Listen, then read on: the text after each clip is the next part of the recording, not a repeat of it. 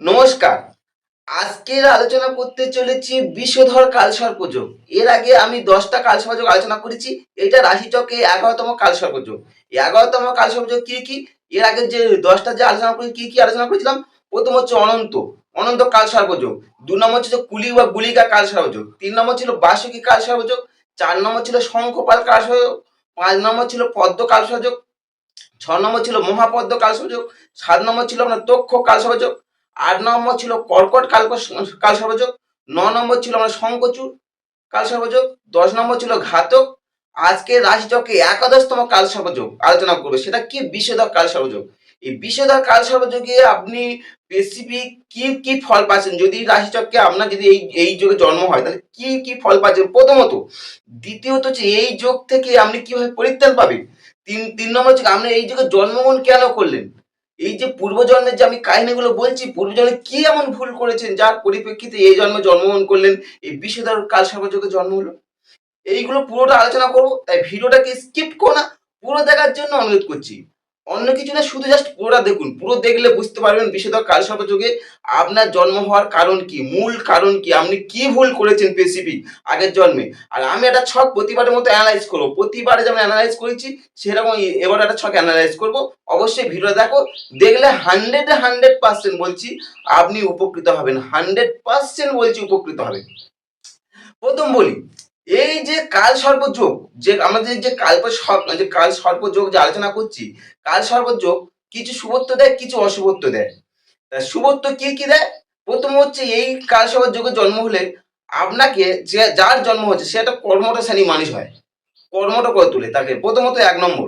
দ্বিতীয় নম্বর কি বলুন তো, এই কালসর্পযোগে জন্ম হলে যে কালসর্পযোগ হোক তার মন উচ্চাকাঙ্ক্ষী করে তোলে, দ্বিতীয় নম্বর। তৃতীয় নম্বর বলছে কি, কালসর্পযোগে জন্ম হলে আপনার ইকোনমিক কন্ডিশনটা না একটু হলেও স্ট্রং করতে শুরু করে, আর্থিক দিকটা অনেকটা সবত্ব নিয়ে আসে। ৩ নম্বর। ৪ নম্বর বলছে কি, বলছে আপনার জীবনে অনেক মান সম্মান প্রতিষ্ঠা দেয়। ৪ নম্বর, এটা হচ্ছে আপনার শুভত্ব।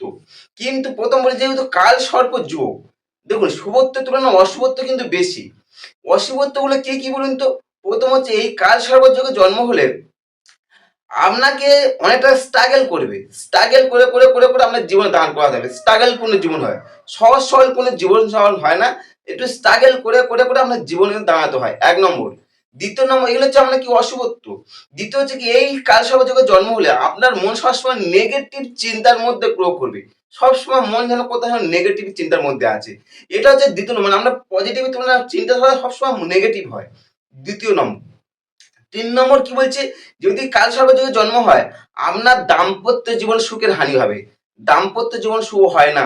এটা হচ্ছে আমার ৩ নম্বর পয়েন্ট। মানে যাদের বিবাহ করেছেন দেখবেন অনেকের দাম্পত্য জীবনে সমস্যা চলছে, অবশ্যই দেখুন আপনার জন্মছকে কালসর্পযোগ আছে কিনা। কালসর্পযোগ থাকে কিন্তু আপনার দাম্পত্য জীবন শুভ যাবে না, ৩ নম্বর।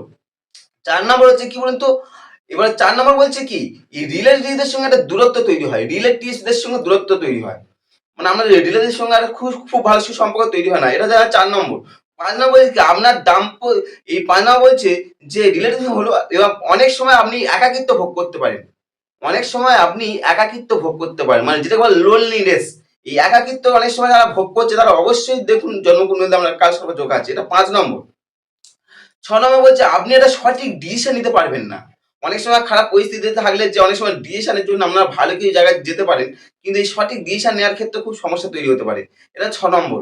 ৭ নম্বর বলছে কি, আপনার যে গচ্ছিত সম্পদ আছে না, অ্যাকুমুলেটেড ওয়েলথ বলা হয়, এই গচ্ছিত সম্পদটা অনেক সময় চুরি হতে পারে বা লস হতে পারে, বা কোনো কারণে হয়তো আপনার আপনার হাত থেকে নষ্ট হয়ে যেতে পারে, মানে গচ্ছিত সম্পদ আপনার হাতে থাকবে না। অবশ্যই আপনার জন্মছকে অবশ্যই আপনার জন্মকুণ্ডলীতে কালসর্পযোগ আছে কিনা বিচার করে নেবেন। আর নিচে আমার ডেসক্রিপশন নাম্বার আছে, আপনারা যদি বিচার করতে চান অবশ্যই যোগাযোগ করতে পারেন। ৮ নম্বর বলছে আপনার সন্তান না হওয়ার একটা সম্ভাবনা তৈরি হতে পারে, আপনার যে সন্তান, ঠিক আছে, সন্তান না হওয়ার সম্ভাবনা তৈরি হতে পারে। এবার দেখুন প্রত্যেকটা কালসর্প, এটা ধরুন একটা ওভারঅল বলা হলো, এটা আপনি যদি কোনো জ্যোতিষীর কাছে যান সে একই কথা বলবে, কিন্তু প্রত্যেকটা কালসর্পযোগ একই ফল দেয় না। যেহেতু রাশিচক্রে ১২টা কালসর্পযোগ, ১২ রকম তো ফল পাবেন, তা কে কোন ফল পাচ্ছেন সেটা তো একটা স্পেসিফিক বিষয়। প্রতিটা মানুষ একই ফল পাবে না, কারণ যদি অনেকে বলে আমার তো কালসর্পযোগ আছে, আমার তো সন্তান হয়েছে, বা অনেকে বলে আমার তো দাম্পত্য জীবন শুভ, সবার কিন্তু একই ফল দেবে না। আপনার রাশিচক্রে কোন ঘরে কালসর্পযোগটা হচ্ছে সেটা দেখুন। এটা হচ্ছে রাশিচক্রে একাদশতম কালসর্পযোগ, রাশিচক্রে একাদশতম কালসর্পযোগ। কিরকম কালসর্পযোগটা হচ্ছে বলছে, লগ্নের সাপেক্ষে একাদশে রাহু, পঞ্চমে কেতু, বাকি সমস্ত গ্রহগুলো একটা সাইডে। দেখুন একটা ছক বিচার করছি, সেই জন্মকুণ্ডলী বিচার করছি। দেখুন 19/7/1982, 8টা 30-এ জন্ম, বারাইপুরে। লগ্ন হচ্ছে তার হচ্ছে কি সিংহ লগ্ন, রাশি হচ্ছে তার হচ্ছে মিথুন রাশি, সিংহ লগ্ন মিথুন রাশি। এবার লগ্নের সাপেক্ষে দেখুন কেতু আছে সেই আমরা পঞ্চমে, আর একাদশ হচ্ছে আমরা রাহু বসে আছে, একাদশে রাহু আর কেতু হচ্ছে পঞ্চমে। এবং বাকি সমস্ত গ্রহগুলো একটা সাইড পুরো ফাঁকা। দেখুন পুরো একটা সাইড পুরো ফাঁকা, অর্থাৎ এই কটা ঘরের মধ্যে সমস্ত গ্রহগুলো অবস্থান করছে। রাহু বসে আছে আপনার একাদশে, কেতু তোমার আপনার পঞ্চমে বসে আছে, আপনার ধনস্থানে শনি মঙ্গল বসে আছে, তৃতীয়তে আমরা বসে বৃহস্পতি, আচ্ছা রাহু চন্দ্র শুক্র আর বুধ বসে আছে। এখানে যদিও শনির আপনার দশম দৃষ্টি আছে রাহু বা চন্দ্রের উপরে, ঠিক আছে। দ্বাদশে আপনার রবি বসে আছে। এই যে জন্মকুণ্ডলীটা 19/7/1982 সকাল 8টা 30-এ জন্ম যে জাতকটা, এই জাতকের যে জন্ম কুণ্ডলিতে অনুযায়ী শুরু হলো কি হচ্ছে বিষধর কালসর্পযোগ। কেন বিষধর কালসর্পযোগ বললাম? যে লগ্নের সাপেক্ষে একাদশে রাহু, পঞ্চমে কেতু, বাকি সমস্ত গ্রহগুলো এখন একটা সাইডে। দেখুন আপনার জন্মগুলি যদি সমস্ত গ্রহ রাহু কেতুর ওকে থেকে যদি সমস্ত গুলো একটা সাইডে থাকে, তখন মনে করবেন আর কালসর্পযোগ। এবার লগ্নের সাপেক্ষে কোন ঘরে হচ্ছে সেটা হচ্ছে বড় বিচার্য বিষয়। বিচারটা করা হচ্ছে কি লগ্নের সাপেক্ষে একাদশে রাহু, পঞ্চমে কেতু, সমস্ত গ্রহগুলো একটা সাইডে হবে, তখন হচ্ছে আপনার যোগটা তৈরি হচ্ছে বিষধর কালসর্পযোগ। এই বিষধর কালসর্পযোগের কারণটা কি বললাম? এবার প্রশ্ন হচ্ছে এই যে বিষধর কালসর্পযোগ, এই যুগে আপনি জন্ম হলেন কেন স্পেসিফিক? প্রথম বলুন আপনি কেন জন্মগ্রহণ করলেন, আপনার পূর্বজন্মে কি এমন ভুল করেছেন যে যার ফলস্বরূপ আমি এই জন্মে আমি এই বিষধর কালসর্পযোগে জন্ম হয়েছি? প্রশ্ন করুন, মন থেকে প্রশ্ন করুন, অবশ্যই আনসার পাবেন। প্রশ্ন হচ্ছে কি বলছে, কি জ্যোতিষ শাস্ত্র কি বলছে? একটা মানুষের প্রপাত্য আপনার ভবিষ্যৎ সম্বন্ধে বলতে গেলে জ্যোতিষীরাই বলে। তা জ্যোতিষ কি বলছে, জ্যোতিষ শাস্ত্র কি বলছে? শাস্ত্র বলছে যে আপনি পূর্বজন্মে শ্রাবণ মাস কেন বললাম? সাপেদের সর্পদের জন্ম মাস, সমস্ত সর্পদের জন্ম মাস ধরা হয় শ্রাবণ মাস। পূর্বজন্মের শ্রাবণ মাসে বন্ধু কিংবা স্ত্রীর পরামর্শ বা তাদের সাহায্য করার জন্য বা কিছু একটা করার জন্য, বন্ধু বা স্ত্রীর বিশেষ করে তাদের বুদ্ধিতে বিশেষ করে তাদের পরামর্শে, তাদের বুদ্ধিতে কোনো সর্পকে হত্যা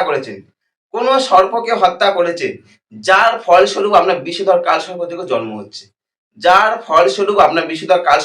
জন্ম। স্পেসিফিকটা কারণটা কেন বললাম তাহলে? যে আপনি পূর্বজন্মের শ্রাবণ মাসে কোনো বন্ধু কিংবা স্ত্রীর কোনো বুদ্ধি, ঠিক আছে, সেই বুদ্ধির পরামর্শে আপনি কোনো সর্পকে হত্যা করেছেন শ্রাবণ মাসে, স্পেসিফিক শ্রাবণ মাসে, সেই তার ফলস্বরূপ আপনার এই জন্মে এই বিষধর কালসর্পযোগে আপনার জন্ম হচ্ছে। কারণটা আপনারা বুঝতে পারলেন। প্রশ্ন হচ্ছে এই যে আমি কালসর্পযোগগুলো বললাম, তা শুভত্ব অশুভত্ব সবকিছুতেই বললাম। এবার আপনি এই যে জন্মগ্রহণ করলেন এই যে বিষধর কালসর্পযোগে, সমস্ত কালসর্পযোগ কিন্তু একই রকম ফল দেয় না।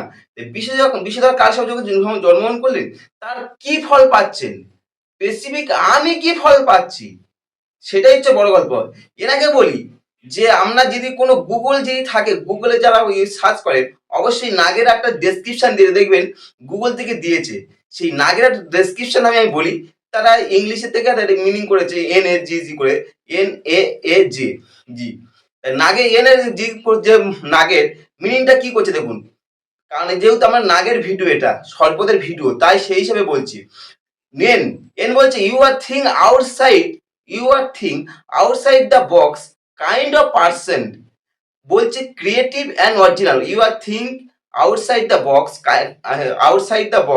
Kind of person, creative and original, you are also strong wild with the opinion to match.